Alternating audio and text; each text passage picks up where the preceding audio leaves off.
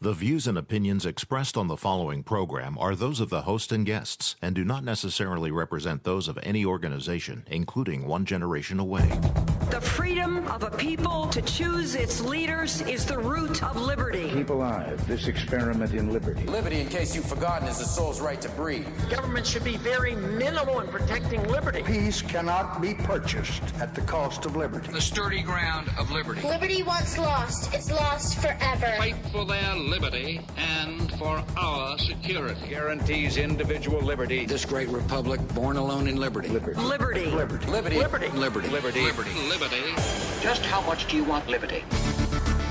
This is Liberty Nation with Tim Donner, cutting through the double talk, taking on the topics, going after what the politicians really mean, and making it all clear. For your freedom and your liberty. Liberty Nation with Tim Donner. Sanctuary cities, Trump's tariffs, a shock election in Italy, and the state of the Second Amendment. We'll cover it all this week. Welcome back into Liberty Nation Radio. Is the jig up for California and their protection of illegal immigrants? An immigration expert and former INS official will join us in a moment for analysis. Trump's tariffs on steel and aluminum. We'll talk about whether they're a really good or really bad idea. A shock election in Italy. Should you care about the result? The answer is yes, and LibertyNation.com international correspondent Onar Am will join us to tell you why. And following the school shooting in Parkland, Florida, and with gun control advocates on the warpath, is the Second Amendment in danger?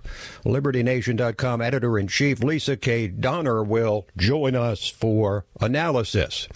And we start with the issue of sanctuary cities. The Trump administration, in the person of Attorney General Jeff Sessions, filed suit against the state of California this week, challenging its now official policy of standing as a sanctuary state, which will not only allow its millions of illegal immigrants to remain in the state and will refuse to cooperate with federal immigration authorities, but as proven recently by the mayor of Oakland, they will actively interfere with agents of ICE, Immigration and Customs Enforcement.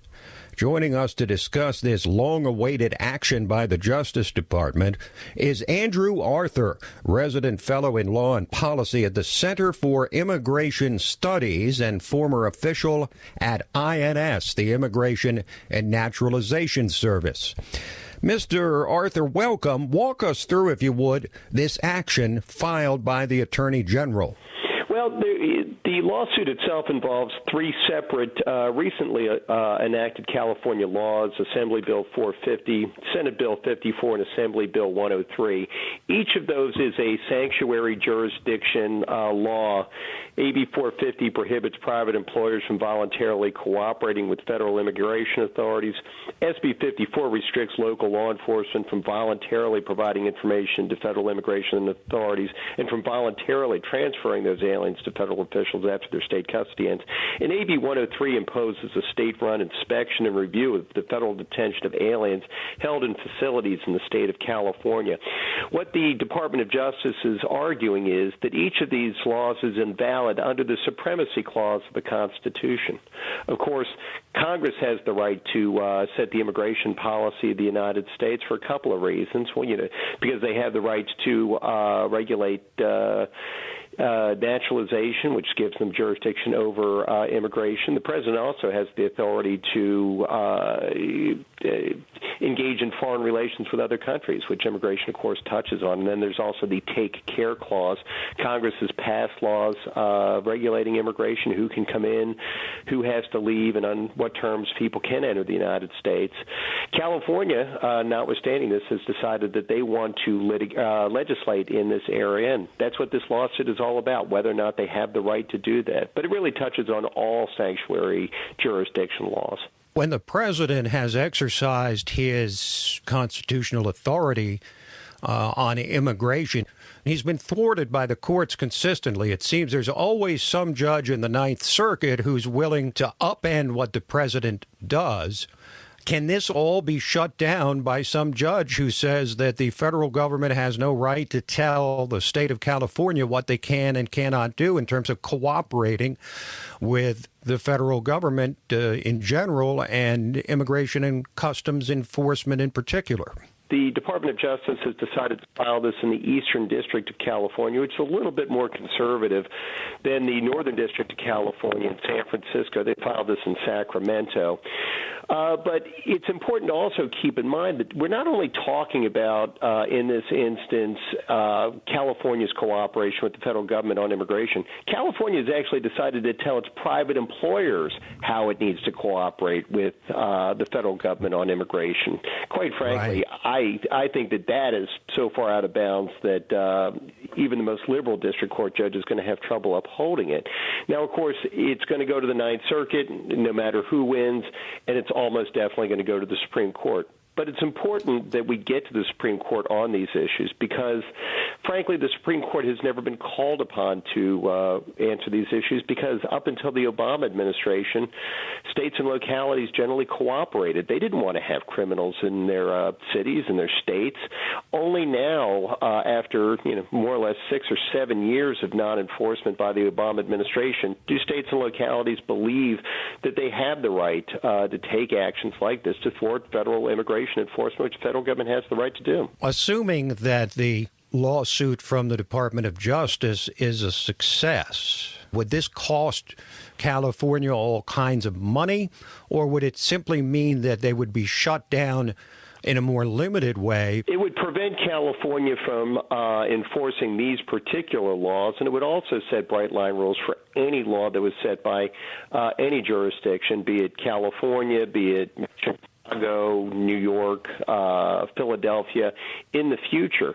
The government is also asking for the cost of the litigation in this case.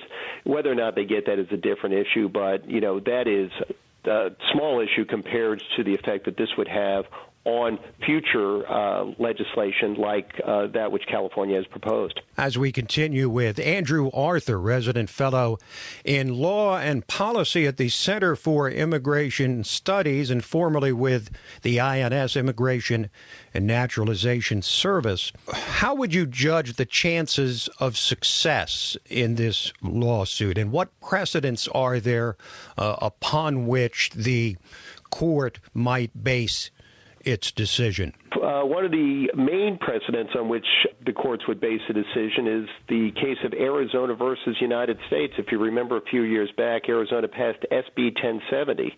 The fact is that the Obama administration wasn't doing a very good job of enforcing the immigration laws in Arizona, and Arizona stepped in to attempt to respond to an out-of-control situation, frankly, particularly in Phoenix, Arizona, that it was suffering because of non-immigration enforcement. The Supreme Court stepped in and said, no, sorry, your state actions are preempted by federal law.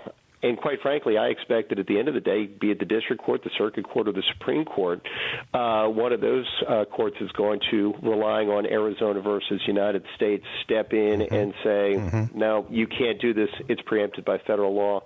But there's also another aspect of this, which is a little bit less understood, and that's something called the Intergovernmental Immunity Doctrine. Basically, a state doesn't have the ability to regulate the federal government, doesn't have the ability to obstruct the federal government in things that are constitutionally afforded to the federal government, and especially doesn't have the right to discriminate against the federal government in its enforcement of the laws. The Department of Justice, I think quite correctly, argues that each of these statutes does both of those things. Not only are they preempted by federal law, but in addition, these laws obstruct and discriminate against the federal government as it relates to immigration enforcement. And in fact, in AB 450, the legislative history is pretty straightforward about the fact that it intends to do just that. Well, we have something in the Constitution which has come to be known as the Supremacy Clause, which is not, that word isn't actually used in the Constitution, but what it means is that federal law in every instance trumps state law. States can add on to federal statutes, but they cannot reduce the effect of them. I'm wondering how California can mount a case against the supremacy clause. Well, I actually think that the ability of California to mount a case against the supremacy clause is best reflected in the responses that we've seen from Governor Jerry Brown, Attorney General Xavier Becerra, and Oakland Mayor Libby Schaaf, each of whom has, poo-pooed, oh, this is, sad, this is stupid, this is a stunt. In reality, the stunt was the passage of these three laws. They were never going to be constitutional, and quite frankly, as soon as they were challenged by the Department of Justice, the odds were that they were going to be overturned. So at the end of the day, I believe that this was simply pandering by state legislators, including State Senator Kevin De Leon, who's challenging Dianne Feinstein for her Senate seat right now, to put themselves out there as the advocate for the little man for the immigrant community. I don't think that this was really serious legislation to begin with. That is Andrew Arthur of the Center for Immigration Studies. Quick break, and then we're back to talk about Trump's tariffs. Are the tariffs the president has slapped on steel and aluminum imports a good or bad idea? Liberty Nation with Tim Donner.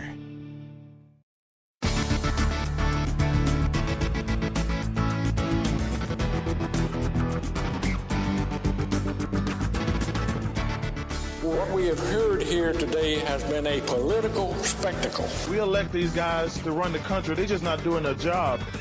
This is Liberty Nation with Tim Donner. We must have free trade.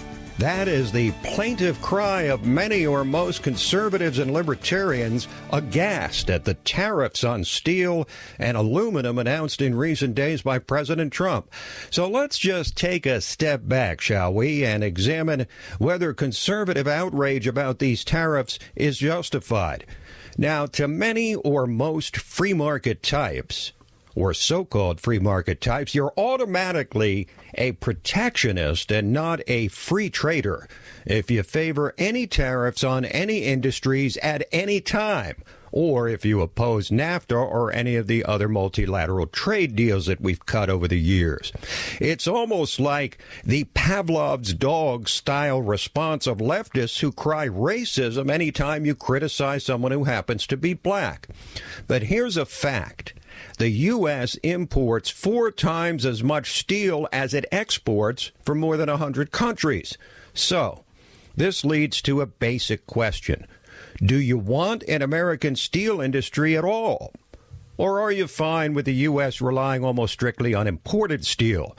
Because those are essentially the long-term stakes in play and the reason, along with, of course, national security, that Donald Trump made the decision to slap tariffs on imported steel along with aluminum. Fact is, there's a global steel glut. More steel than the countries producing it actually need. So we can decide to just allow excess supplies to flood the U.S. market, or we can take action that allows our shrinking steel industry to survive and ultimately thrive to the greatest degree possible. Now, there's a major principle in play here. A country that has ceded manufacturing to foreign nations is one that cannot ultimately survive. A country that builds nothing is gambling its future. Services alone, a service economy, is not ultimately a sustainable economy. And the president is rightly concerned about this big picture. Now, if you, like I, have visited any of the many American steel towns which have turned into ghost towns, you'll understand the human toll of mass unemployment and depression and crime and alcoholism and drug addiction and suicide.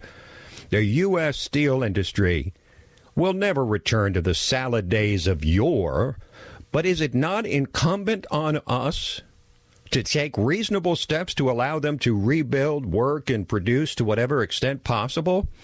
Now, it's well documented that the Chinese have been dumping cheap excess steel into the U.S. industrial economy for many years, undercutting U.S. steel production and diminishing an industry which was once a legendary source of American productivity and pride. But free traders or so-called free traders are unconcerned, believing that our growing dependence on foreign steel is perfectly fine, while at the same time decrying our, admittedly diminishing, dependence on foreign oil. Fact is, China's been dumping so much cheap steel on the U.S. because Europe and Canada acted to stop dumping in their nations, along with unfair trade practices, by implementing exactly the type of tariffs Trump is now advancing. So essentially, Trump's tariffs will simply level the playing field by enforcing the same barriers against dumping that our friends across the pond and to our north have seen fit to enforce, thus forcing the Chinese to look elsewhere to unload the excess steel they produce.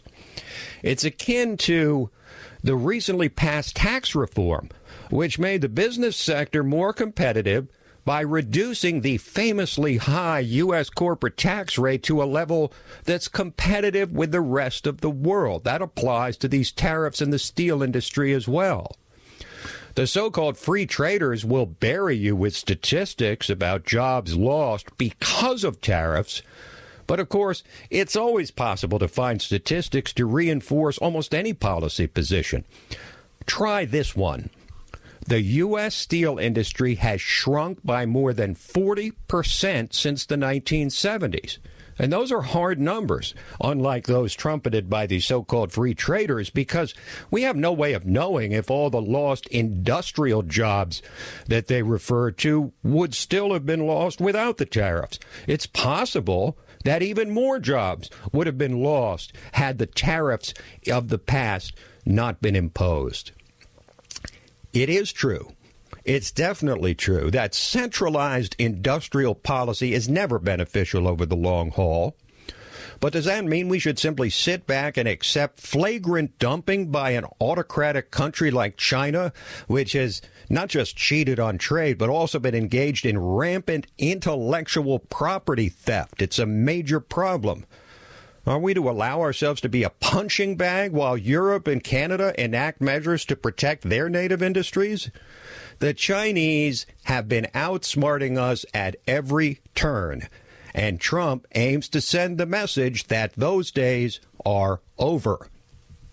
Now, following the logic of free trade absolutists, and notice how, by the way, they never use the term fair trade, we shouldn't utter a peep about communist China using slave labor to build products exported to the U.S. because it'll lead to cheap prices for Americans, and that seems to be the only thing that matters. This preoccupation with potentially dubious green eye shade number crunching completely ignores the long-term human and economic cost of diminishing our own ability to build. Are we to become a nation of buyers rather than makers? Are we to sacrifice any semblance of fair trade at the altar of unfettered so-called free trade? If you want to call this move by Trump protectionist, feel free to do so. But the people it will protect are American workers, the kind who showed up in droves behind the infamous blue wall to hand Trump a shocking victory. Trump campaigned on the promise to reinvigorate our manufacturing base. And whether you like these tariffs or not, the imposition of them represents a promise made and promise kept. We will break away for a moment, then come back to discuss the shocking election results in Italy this week, which have thrown the European Union into a frenzy. Liberty Nation with Tim Donner.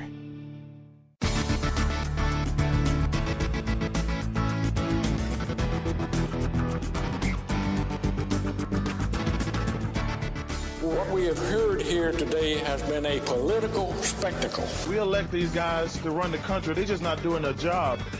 This is Liberty Nation with Tim Donner. Populism sweeps Italy. Italians just say no to the conventional politicians. Does this sound like the last American election? And what does it mean for the flagging European Union? It was a shocking repudiation of the old guard politicians and the traditional political parties, what happened in the Italian elections this week. And we're joined from Europe by LibertyNation.com international correspondent Onar Am to try and put this in perspective. Welcome, Onar. Hey there. Now, Onar, almost 3/4 of Italian voters pulled the lever for right-of-center candidates, seeming to send a clear message to the European Union that their globalist policies and immigration policies are no longer welcome in Italy. Let's start with the EU itself. How serious is this result for the future of that union? I can guarantee you that every EU elite bureaucrat are shaking in their pants right now, because this is a big thing. When 70% of any nation in the EU votes for anything, it's a big deal. And here we're talking about one of the most populous and largest countries, and one of the founding countries of the EU.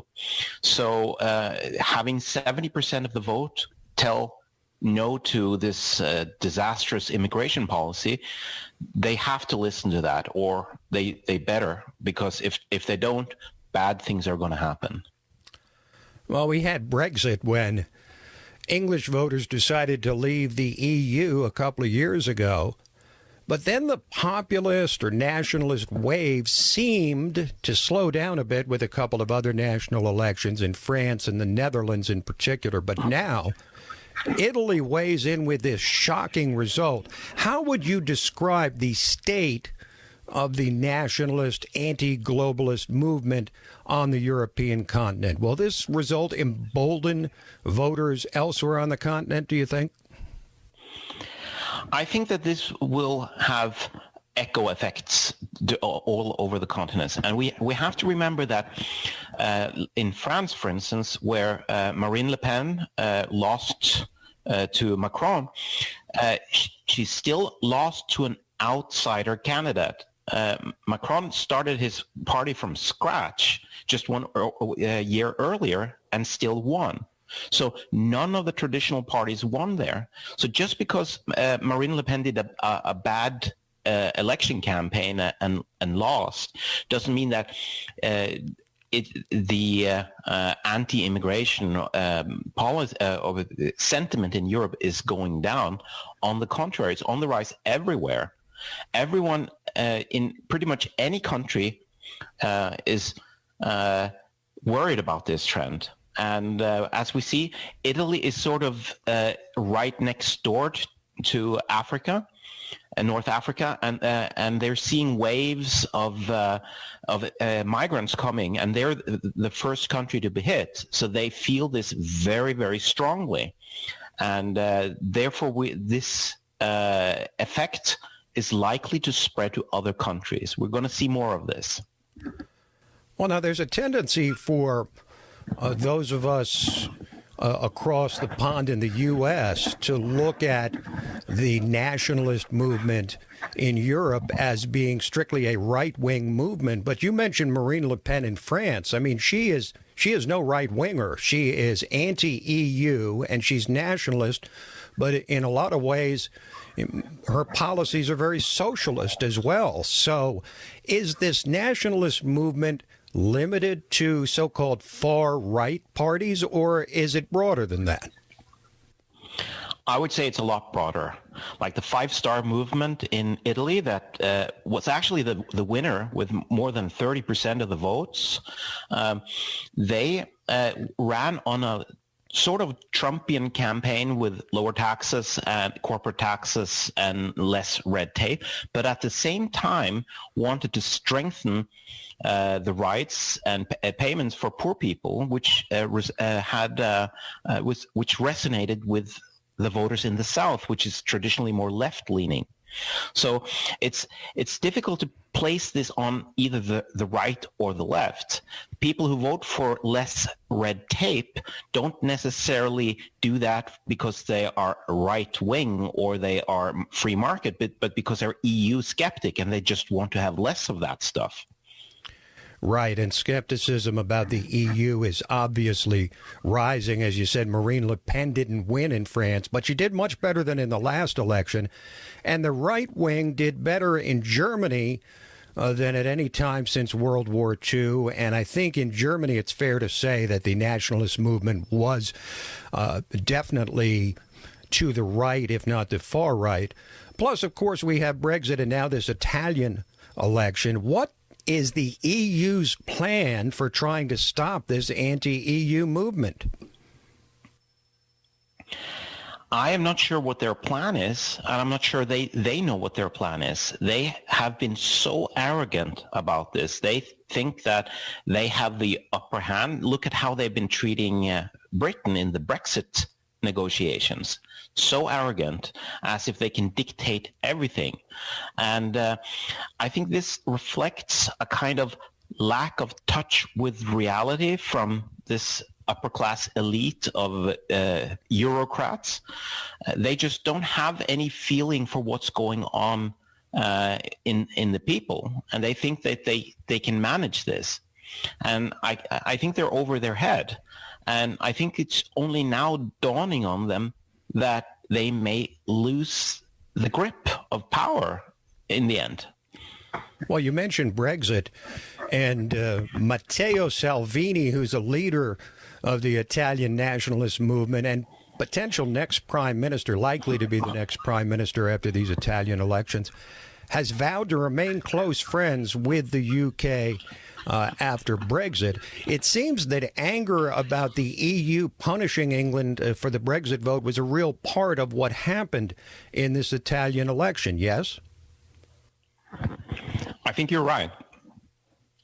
I think that people who are being, generally speaking, punished by the EU are starting to find each other across national boundaries, which is sort of ironic because, I mean, the EU is supposed to be this great uniter, and now it's a combination of a divider and new alliances are being formed with previous countries that have nothing to do with each other, such as Italy and the UK.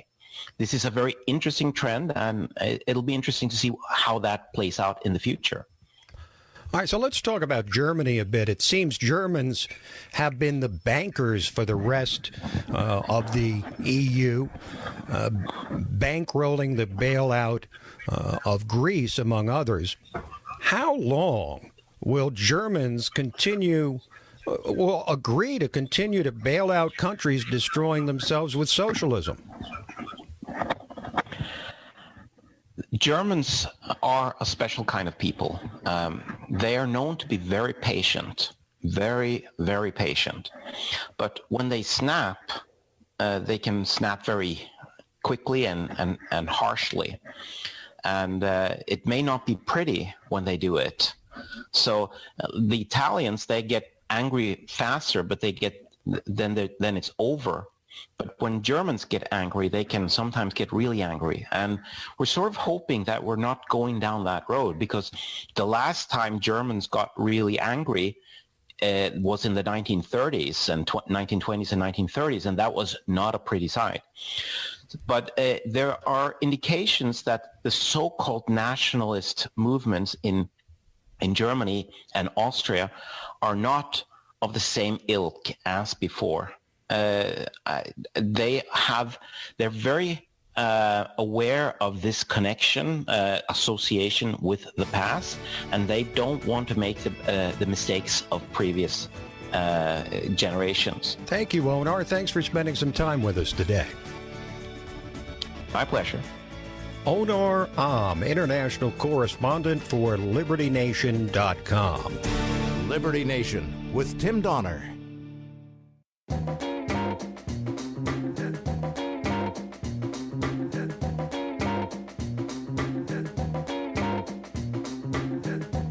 This is Liberty Nation with Tim Donner.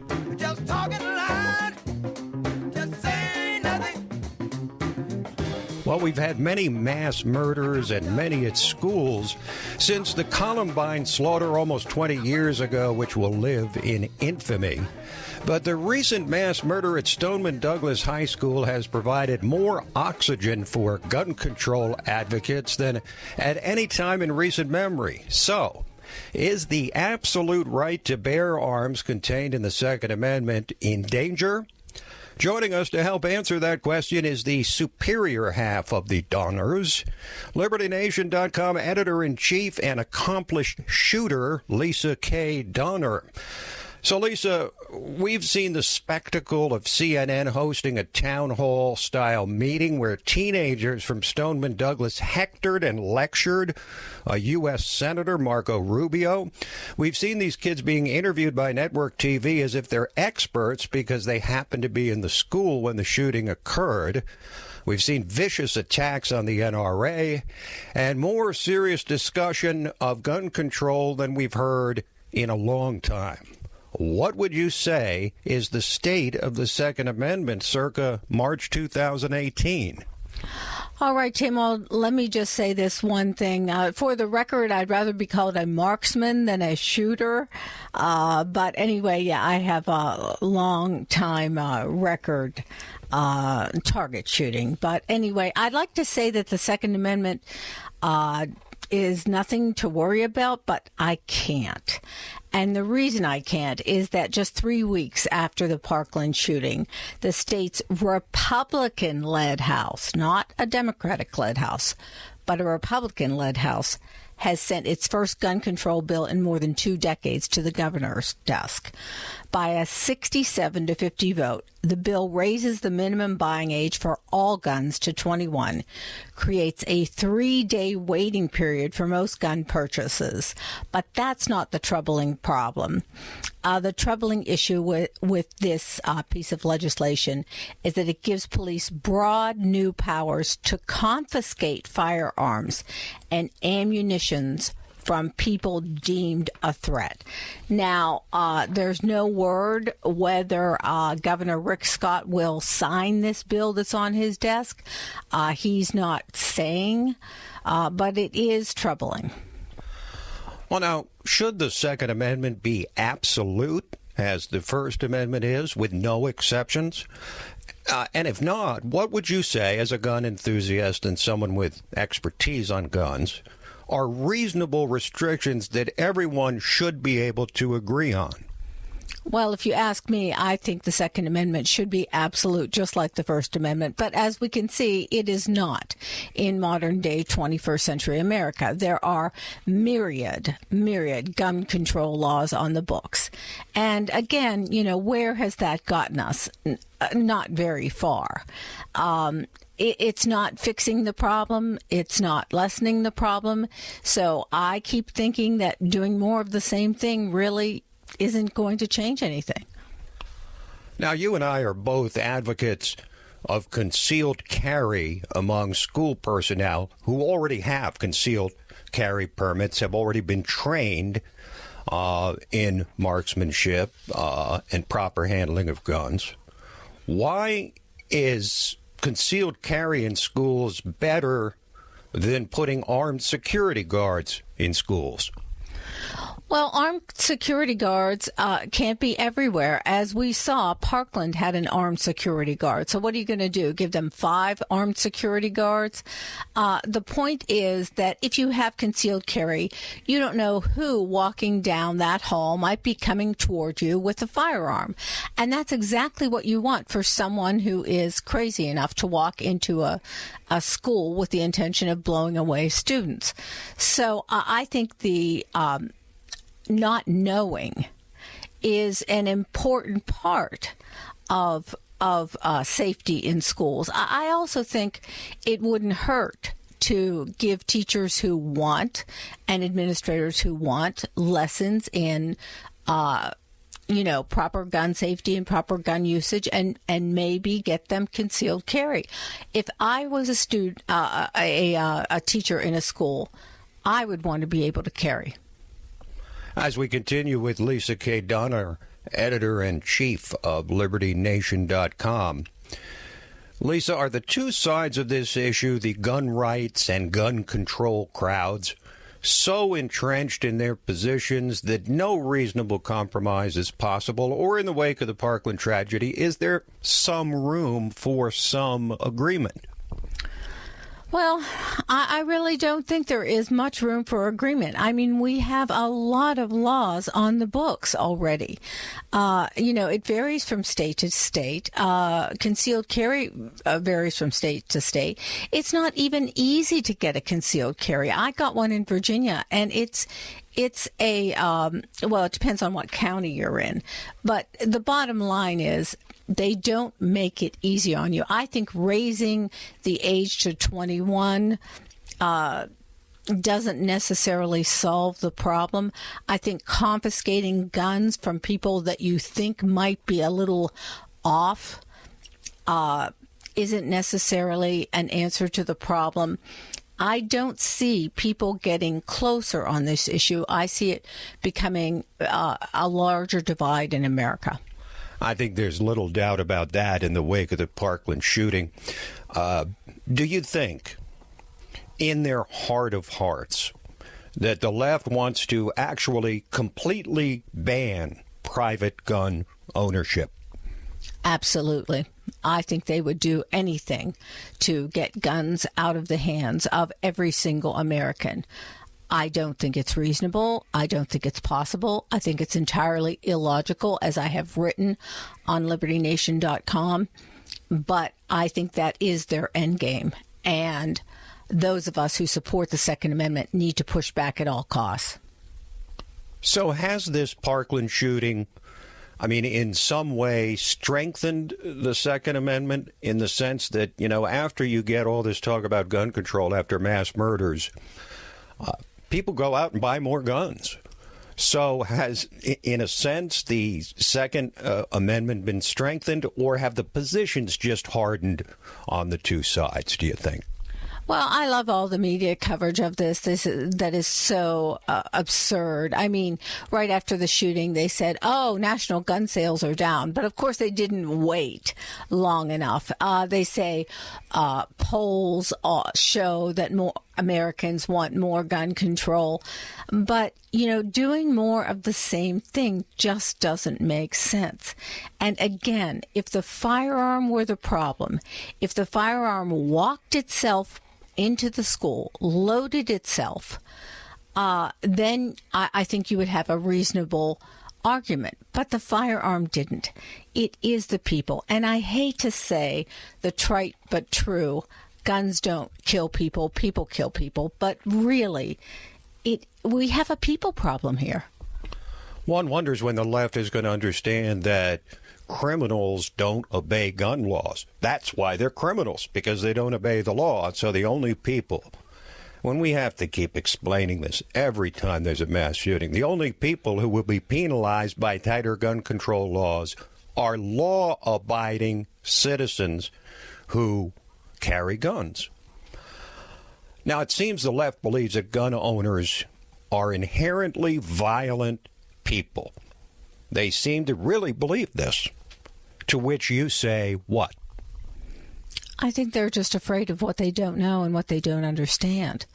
When I was a teenager, my father took me to the gun range, and he taught me how to shoot. And from that day forward, I have never been afraid of firearms. I respect them. I'm very careful with them. Every bullet that leaves my firearm, I am responsible for. But I'm not afraid of it because I know it and I understand it. And I think that's one great thing, frankly, that the NRA does. They do a ton of education. And that's what we need more of. Thank you, Lisa. Thank you, Tim. Lisa K. Donner, editor-in-chief of LibertyNation.com. The podcast of this show, Liberty Nation Radio, plus LibertyNation.com's own podcast, The Uprising, are available to you on demand at LibertyNation.com and from all the fine podcast providers out there, iTunes, Stitcher, and all the rest. And LibertyNation.com now has an audio playlist of our daily top stories, so at the click of a single button, you can hear news and analysis minus the leftist propaganda. So that's it for this week, but we'll be back at you next week, same time, same station. Till then, this is Tim Donner saying stand up for liberty, and we'll see you next time on Liberty Nation.